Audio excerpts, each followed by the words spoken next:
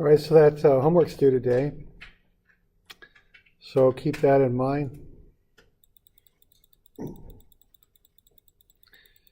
Any last minute questions on this stuff? Doing all right? 181. The first one was Yeah, it's good. Yeah, there's different ways to do it. yeah. But, I think it is kind of interesting the way of, that I at least showed to solve it. It's kind of backwards in some ways, but it works, and Yeah, it works. that's the thing. You just get a free body diagram and you write up F equals MA. And if you do all that stuff properly, it'll work. So I think that's a lot simpler than going through the interactions between A and B and working your way down. You could do it either way, but this works. Okay. Doing okay with these blocks on the ramp thing? Questions? All right.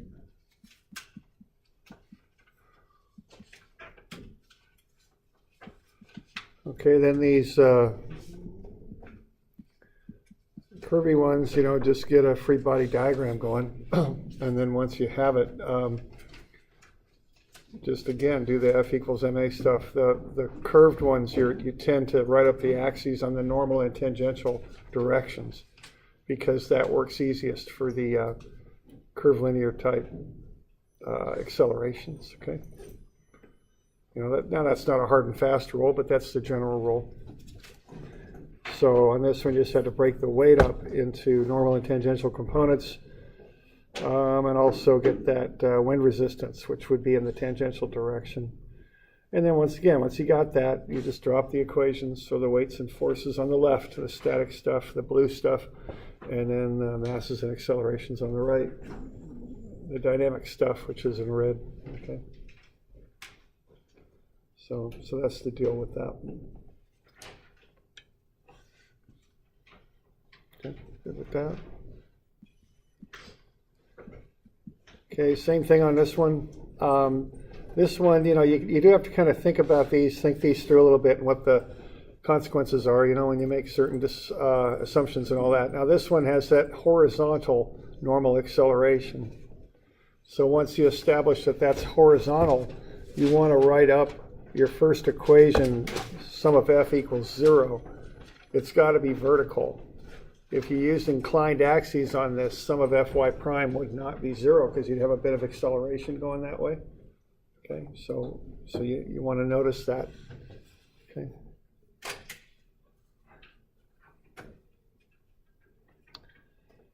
All right.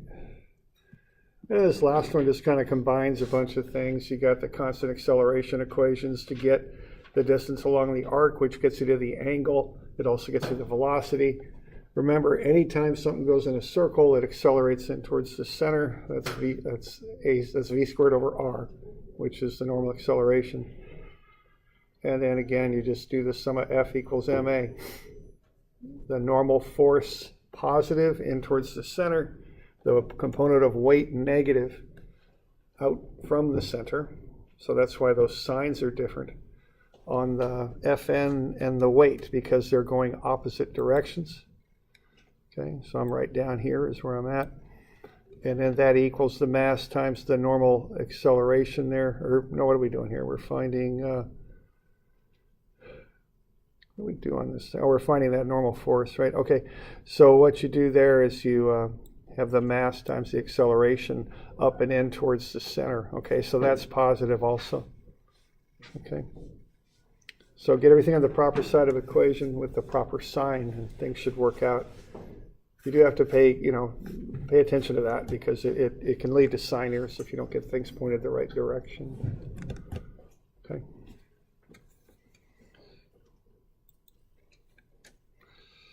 Let's see. I did put the solutions to these up in Moodle. We got our test coming up on Thursday. And I know that outstanding students such as you are know that you can't just cram the night before, especially with something like dynamics. So I'm sure you'll start looking this stuff over this weekend, just a little bit every night. So, you know, if you do that and you want to be looking at these homework solutions, they're right there. Okay, so they're right in Moodle.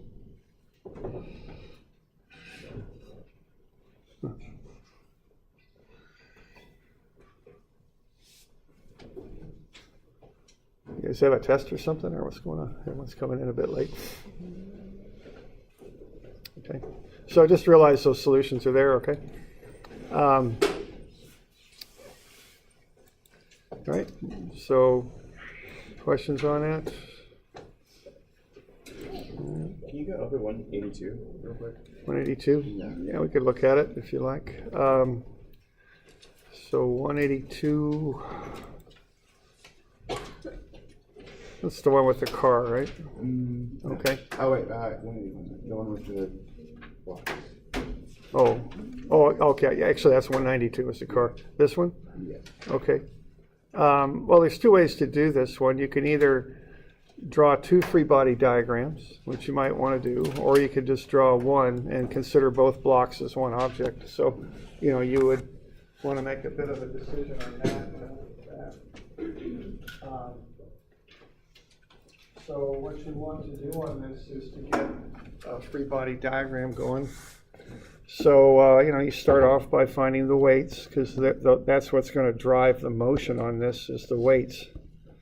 So that's step one there, is to kind of make that decision.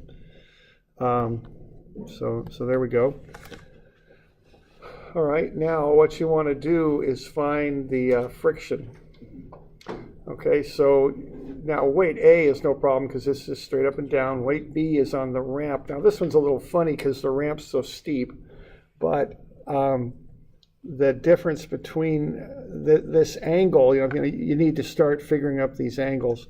So what you've got is the weight, of course, acts straight down, and then you've got these axes here, like so.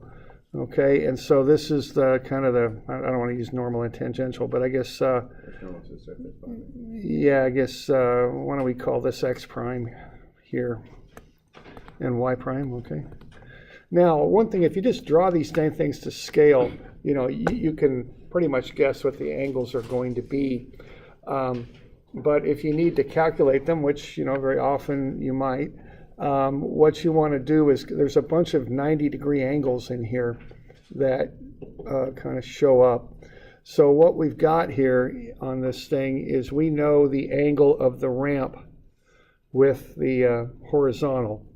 And what that is 63, I think. So, you know, we'll get that right here. That's 63. Well, that's a right triangle there. So if that's 63, that makes that 27. And then this is a right angle here between x, y, and y prime, so that makes that 63.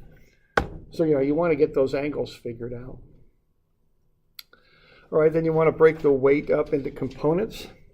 So you'll do that. The weight is the vertical force there. So you just want to take the weight times cosine and sine of 63, I think is what I did. And you want to get that broken up into components. So the weight is, what is it, 58.9? All right, and so you want to get that broken up into components. So this component of it will be 52.4. And then the normal force is actually the lesser of the two on this one, because the angle's so steep on the ramp. So there isn't that much force pushing normally to the ramp on the block. So it's just 63 sine times, 27 sine, or 63 cosine. What I was telling you was the angle between the normal and the force is 63. So, the cosine of the ramp angle gets you the normal force. That's the general rule. So there we go. So we'll take that times 58.9. And that's 26.7. So there's the normal. Okay. So that'll get you the normal force. And actually, I've got that drawn as I want to be drawn it this way, don't I? Because I'm showing what the block is doing with this sketch. Okay. So the normal of the ramp on the block goes the other direction. So there it is. Okay. And then you multiply that by both mu's here for static and kinetic friction. All right. right? Now, if you use the whole object, first thing we want to do is figure out, is this thing going to move? All right, so what's going to make it move is that 52.4. What's going to resist motion would be the friction, which would be 5.34, and the weight of the block in the back, which is 19.62. So if you just add those up, and well, actually you're subtracting, but whatever, what you're going to come up with then, if I've got everything in there, which I think I do, you'll come up with 26.4 newtons, okay? That means we've got a positive force that's making this stuff move down. And actually, this one goes up here, and that one goes down. So those are the positive directions if you treat it as one full object. Okay, so there's a net force going, for lack of a better term, clockwise. It's going to make that thing start to move. And I use static friction for that. Okay. And yeah, question there. Would you use the 6.41 instead of the 5. Yeah, probably. I think I screwed up. Yeah, those numbers didn't look right, so thank you. So yeah, it's static friction. It's 6.41. Thanks. Okay. All right. Now, when you do motion now, what you're going to do, and there is a little method to all these problems. See, I want you to do the statics, so you look at it, I go, okay, I'm just going to put the statics down here. So what you're going to do, you're going to go 52.4. You're not going to use the 6.41. You're going to use the 5.34, and then, because it's dynamic friction now, it's moving. We've determined that it moves. And then we'll take the 19.62, okay? And so this statics equation we just did just slides down with a little change in friction, and that's about it. And then that would equal the total mass, which I think is 2 and 6. So that makes 8 times the acceleration. Okay? So that's how you do this, if you treated both blocks as one object. Now, the advantage to that method is it's quicker and you don't have to deal with complicated free body diagrams. You do have to kind of get this idea that positive is actually, it's not a rotation, but positive is kind of clockwise. The block A goes up, B goes down. Those are both positives. Okay. Now, if you want to, so everybody good with that? We're good? Okay. All right, we're good. All right.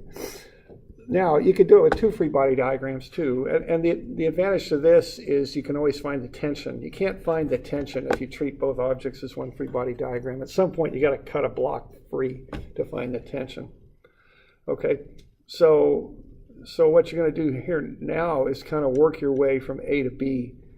So what you look at with impending motion is statics, because you're finding that boundary between motion and no motion. So you're finding the maximum thing that's going to happen just before it moves. Okay, so if we look at some of Fy here for A, that's going to be pretty simple. We got tension up and 19.6 down, so the tension is 19.6. So that becomes a known.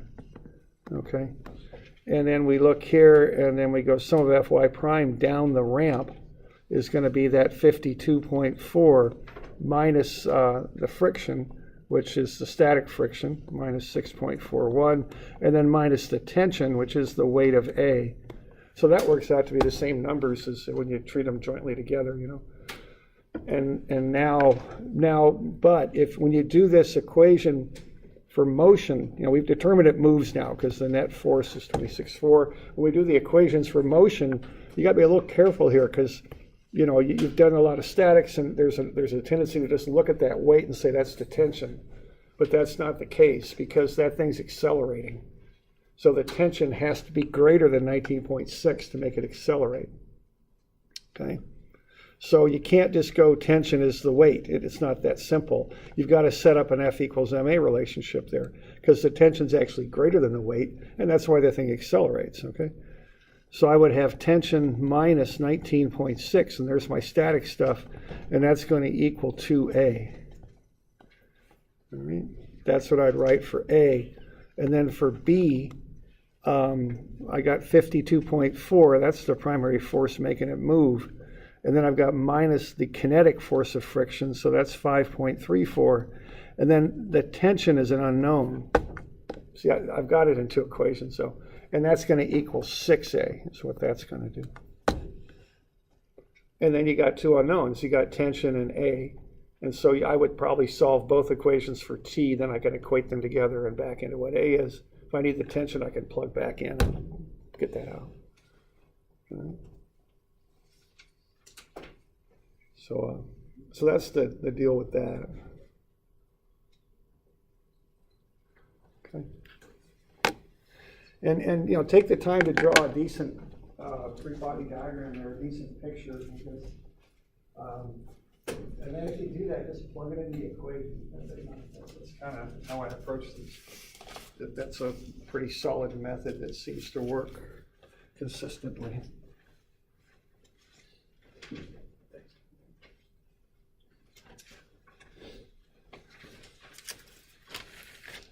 We got questions on any of that stuff?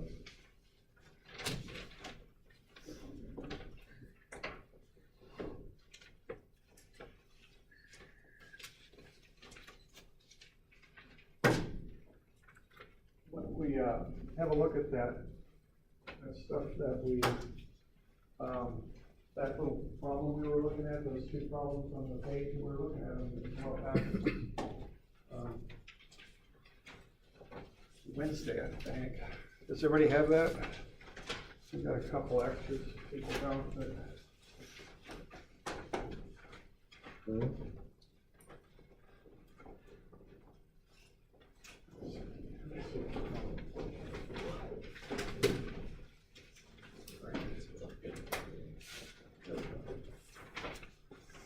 So why don't we finish that up? So why don't we take a few minutes and do that, okay? You know, and I'm really emphasizing this F equals MA because it's important for dynamics, especially you mechanical types. You'll be seeing this a lot in the future. And, you know, so I just want you to go through one of these and see what you can do with it. So did we finish this one up? Is that correct? I think we did. Is everybody okay with the one on the top? And everyone got that free body diagram going with the friction being mu Fn? So 14.72. Okay, so we had to go through and do a sum of Fx is 0 on this one to get the normal force, and then multiply it by mu to get the friction. So that's 2.96 for the friction. And then once you've got that, you just set up the F equals MA stuff. So you've got the Y component of the 31 newtons up, the friction down, and the weight down. So those are the weights and forces there. And then we've got that equals 1.5 times the acceleration. So we good with that? Okay. All right.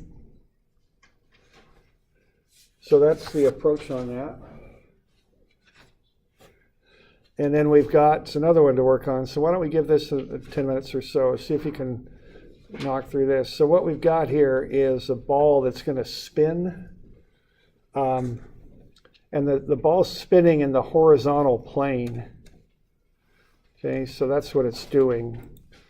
So let's see. Not too funky.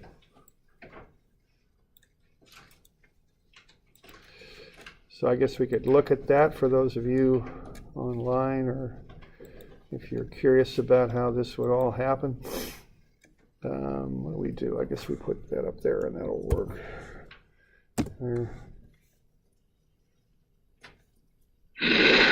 Oh, okay.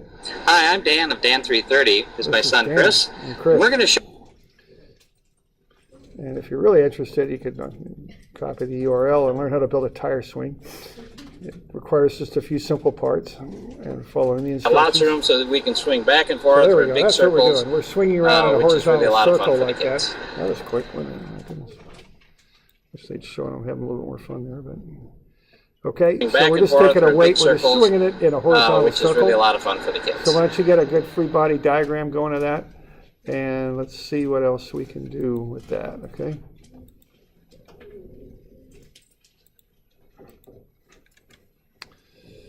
All right. And does anybody need a copy of this thing? Oh, I might have to run because I don't have too many copies.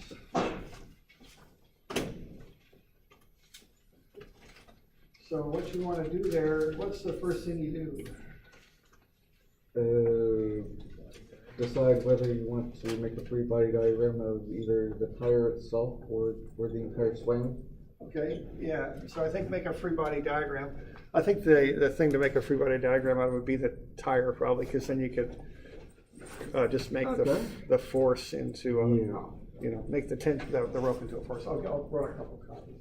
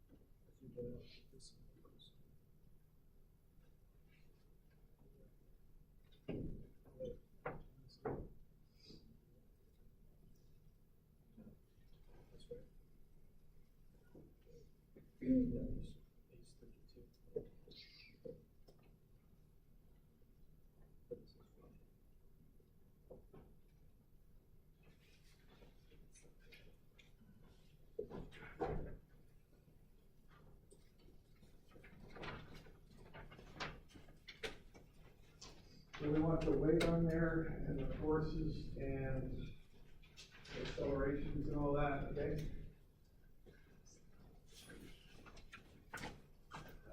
Now, those of you online, you know, this thing's in Moodle. And you can get to it there. It's just a handout. I think it's called F equals MA review. So if you need it, you can go get it.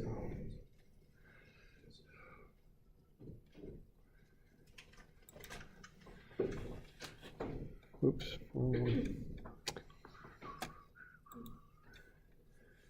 Easy enough to copy down to, I guess.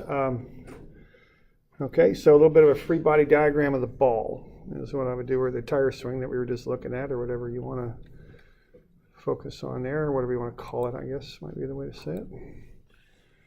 There we go. The ball's going in a horizontal circle. We got the angle. We got the length of the string. I'm sorry.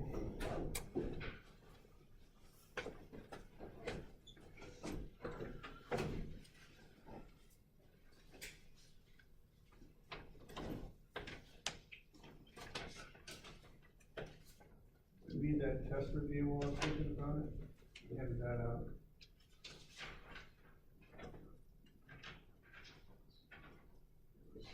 Wednesday also. Yeah.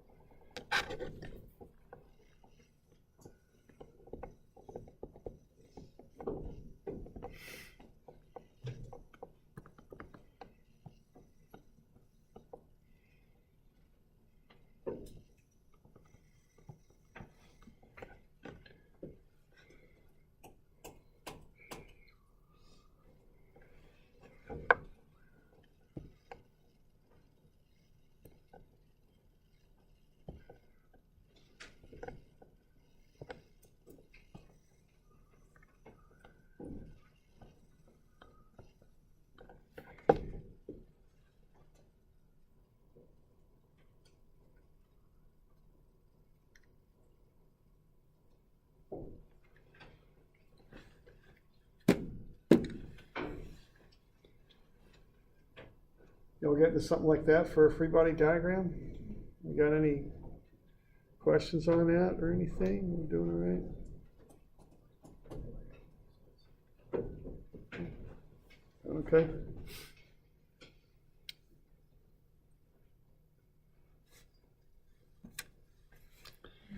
Okay. Pretty simple one, really. Maybe deceptively simple. All right. Now, once you got that, we got two unknowns. So we got t and a sub n. Now, I want to find out a sub n, and why do I want to do that? To answer these questions we want to know. Yeah, because whenever I think of a sub n, I quite often think about solving for velocity, yeah, because it's v squared over r. So I got that connection in my mind. You know, I think about that a lot. If I got to find v and it's going in a circle, that's related to a sub n, and vice versa. Okay, so they go both ways. So you know, so always be thinking about that. So now let's see. We got a bunch of unknowns here. What do you think the strategy might be on this thing?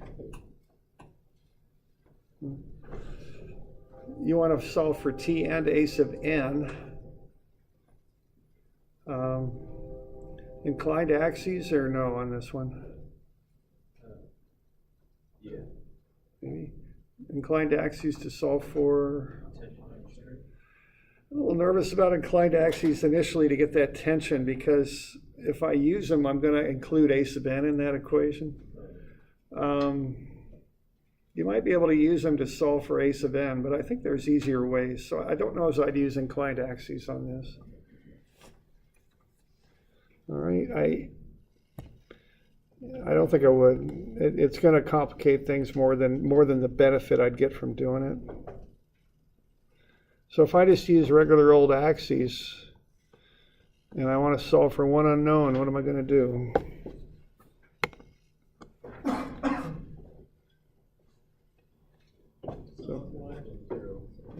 Yeah, I think so. So why don't you all just run one equation on those axes and solve for something, okay?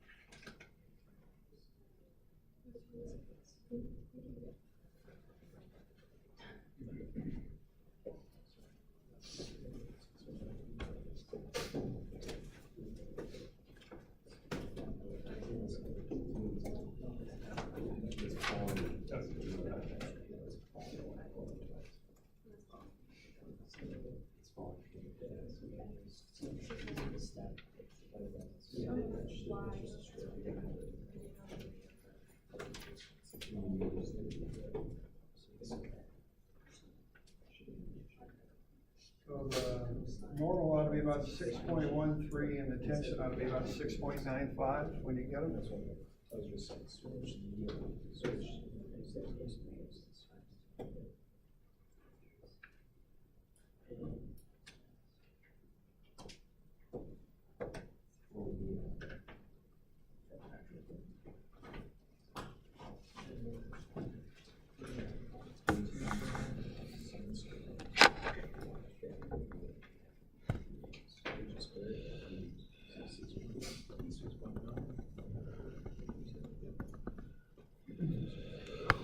Okay, so no acceleration in the y direction, right?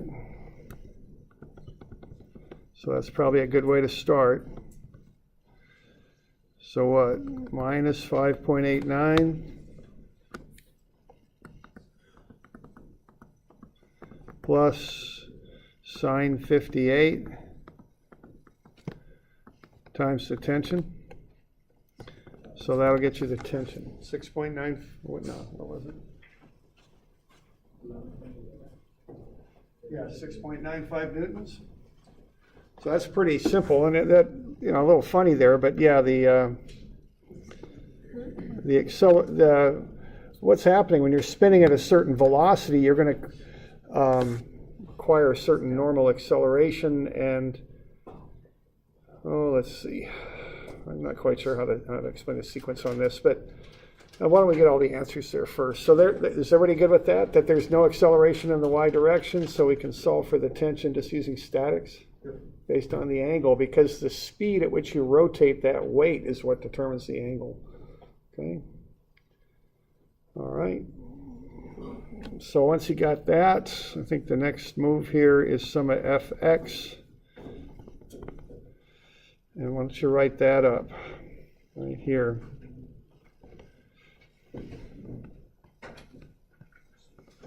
Okay.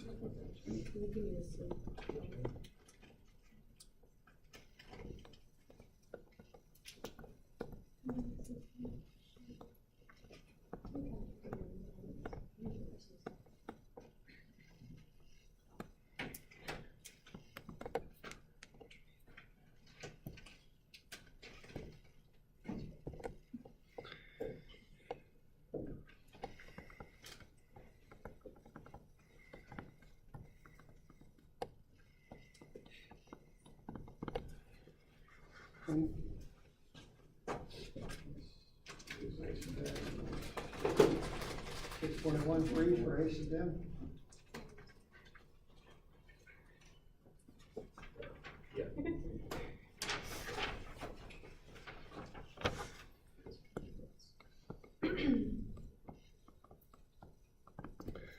All right, and then, you know, as I was mentioning here a little bit earlier, that, you know, I always connect normal acceleration with velocity and velocity with normal acceleration. So you should be able to figure that out. Now you're going to have to figure out the radius there, aren't you? Because you're not given that. But that's not that hard to do because you got the length of the string and the angle. So you should be able to back into the radius and then get V, okay? So when you work that out, you'll get the velocity. And then when you work that out, you should be able to get theta dot. Now remember what theta dot is. We were dealing with that a lot not too long ago, so hopefully we can get that figured out. So the velocity ought to be 1.65.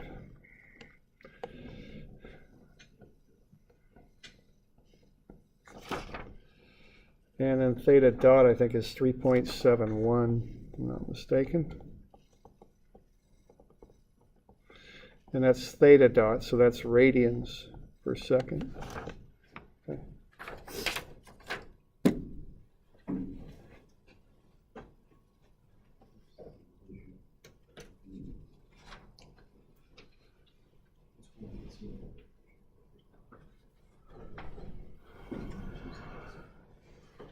All right. So we all right with that? What did you use for the radius? I needed one of the big 4 meters to Yeah. For the radius there, you've got the length is 0.84. That's the hypotenuse. You got a right triangle in there. The thing's spinning in a cone, so you can just cut a right triangle out of the cone. So there's a right triangle right here. 32-degree angle. So what, sine of 32 times the hypotenuse, 0.84, will get you the radius. And that comes out to be 0.445 meters. Okay, so that's where the radius comes from. All right.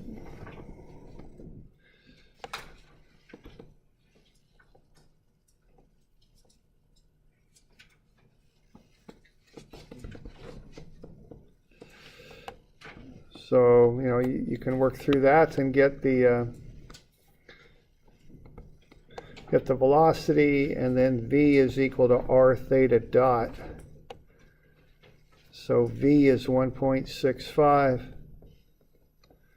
And now you've got the r, it's 0.445. And then theta dot is the unknown. You can solve for theta dot.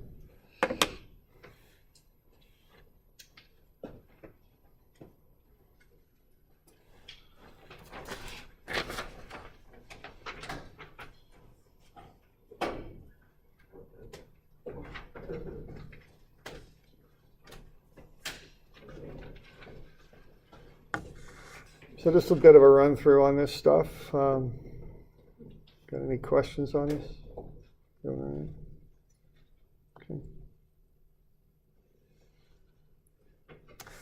All right.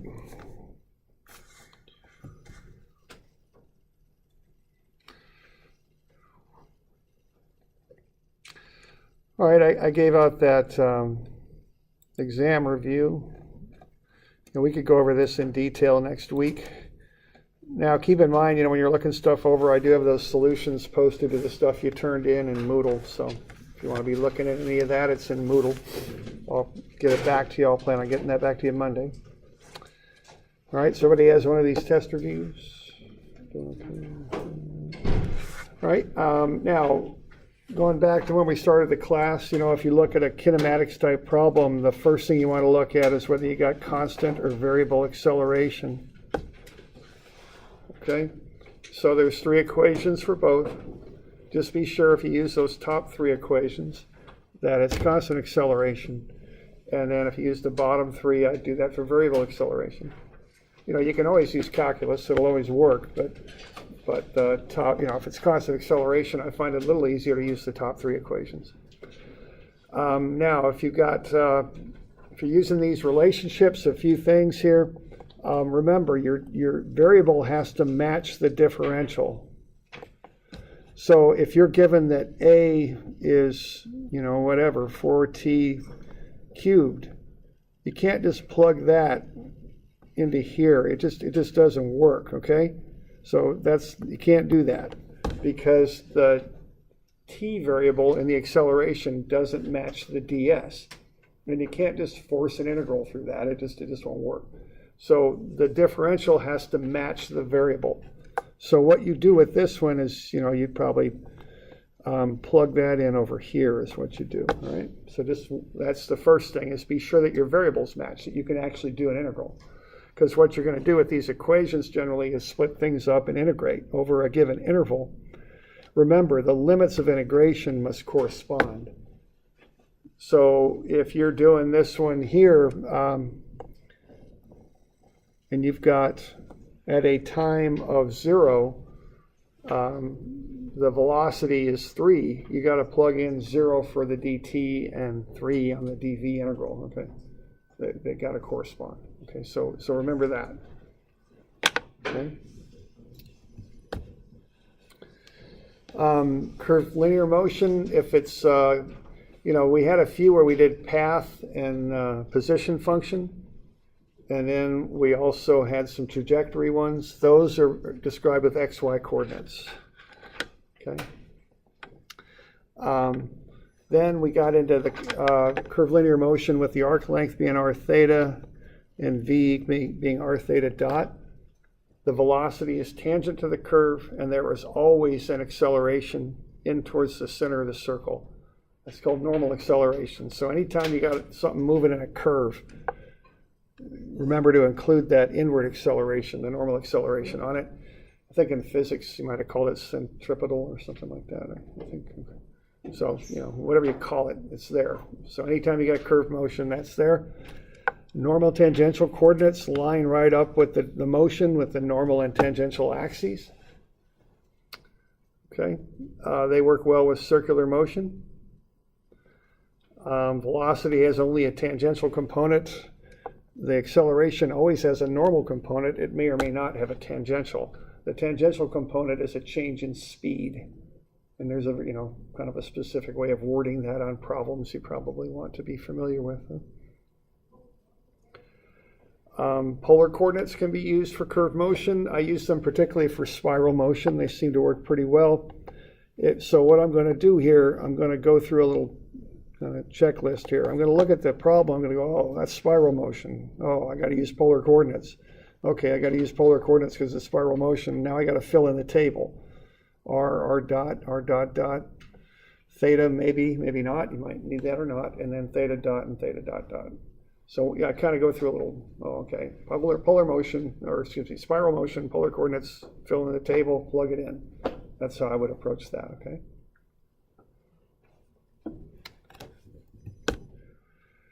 Okay, pulleys, just write up an equation based on the length of the cable. Your datum should be a stationary point. And then we did relative motion. Just be sure you get the equations set up properly. Look at the subscripts and be sure that they're set up in the right way. And that's a vector equation, okay, relative motion. Okay, and we just went through F equals ma a fair amount. I think we're pretty good on that list. If you're asked for a velocity, you would probably find the acceleration first using kinetics, then use kinematics to find velocity. That's a common kind of sequence on that. Vocabulary, distance and displacement. Remember, displacement is just a straight line from the origin to wherever you are, or from where you started to wherever you ended. Distance is the total distance traveled. So if you look at your distance you traveled in a day, if you drove here from Corvallis, your total distance is probably 20 miles, but your displacement is probably 0 because you start and end at the same place. That would be your house, okay? And then magnitude and vector, those are some vocabulary that you want to be comfortable with, okay? So that's kind of the list of stuff that could be on here. All right, with that. And then we got some sample questions there. We're throwing a ball off a building. Find out some stuff about the ball. Let's see. We're going to rotate the windmill. We want to know some things about the velocity and acceleration of the blades there, point A. Remember that connection between velocity and normal acceleration for that one. This one's an F equals ma, so just, do what I've been telling you to do there is to get the forces on one side, the accelerations on the other. This one, we got a merry-go-round that's rotating, a person walking inward. Okay, on this one, just get that table filled in. Watch your signs on this one. They're going to... You got to pay attention to that on this one. Interpret the problem statement to get the signs, okay? And look for certain keywords. Walks inward at a constant rate. So constant has a definite meaning as far as how you'll work through things on that. The last one's actually a little bit tricky. You got this cone rotating and a block stuck to the edge of the cone. And we want to find the normal force. So get a good free body diagram. I guess the hint on this would be remember friction. Because there has to be, or likely will be, some sort of friction on this. And so you got to watch that a little bit if you're working through this.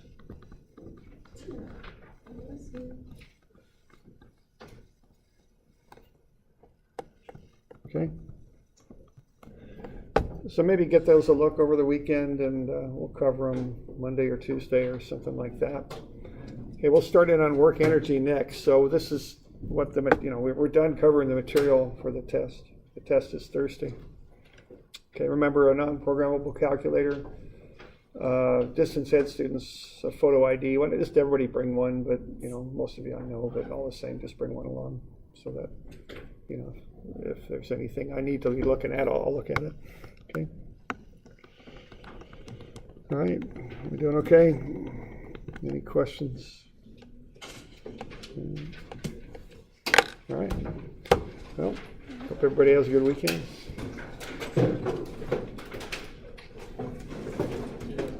Remember that homework to get that in.